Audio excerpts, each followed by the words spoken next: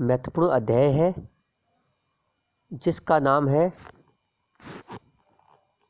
6ठी शताब्दी ईसा पूर्व में विभिन्न गणराज्य का वर्णन और उनकी शासन प्रणाली और गणराज्यों के पतन के कारण। तो गणराज्य हमारा महत्वपूर्ण टॉपिक है।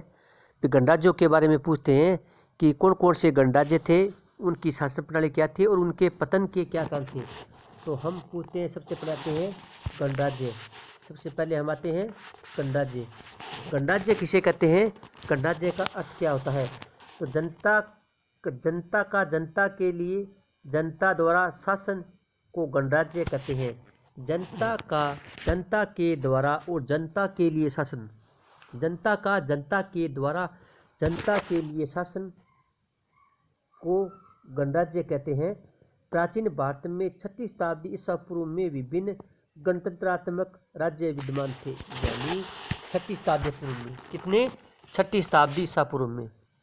कब, 6ठी शताब्दी ईसा पूर्व में। 6ठी शताब्दी ईसा पूर्व में भारत में विभिन्न गणराज्य थे, विभिन्न गणराज्य थे और वे विभिन्न गणतंत्रात्मक राज्य विद्यमान थे। गणराज्यों की शासन जो अधिष्ठता थी जनता में सन्निहित होती थी। या प्रशासन के सूत्र वंशानुगत किसी व्यक्ति के हाथों में नहीं होते थे, अपितु एक गण या समूह या परिषद के हाथ में होते थे। अब इस प्रकार हम देखते हैं कि जो विश्व की जो प्रसिद्ध शासन की प्रणाली है जिसे कहते हैं गणराज्य। तो गणराज्य आज वर्तमान में जो संपूर्ण विश्व है इसकी प्रमुख शासन प्रणाली है, क्योंकि जिस शासन प्रणाली में सम्मत जनता सुखी रहती है और अपने मौलिक अधिकारों का उपयोग करती है। इस प्रकार जो आज जो विश्व की जो शासन प्रणाली है वह आज के युग में महत्वपूर्ण है। लेकिन हम देखते हैं कि भारत एक ऐसा राष्ट्र था, ऐसा देश था जिसमें प्राचीन काल में ही 6ठी शताब्दी ईसा पूर्व में ही ये महान शासन प्रणाली यानी गणतंत्रात्मक शासन प्रणाली विद्यमान थी। यह भारत के लिए अत्यंत गौरव की बात है कि जो शासन प्रणाली पूरे विश्व में वर्तमान में सर्वश्रेष्ठ है, जो शासन प्रणाली वर्तमान में संपूर्ण विश्व में सर्वश्रेष्ठ है वह उस समय भारत में भी विद्यमान थी। तो भारत में विद्यमान थी।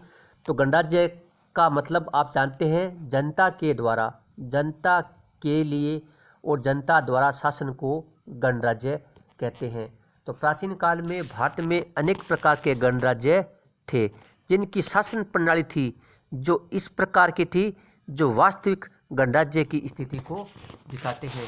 इसमें हम आते हैं सबसे पहले कपिलवस्तु के शाक्य। तो यह राज्य नेपाल की सीमा पर हिमालय की तराई में था।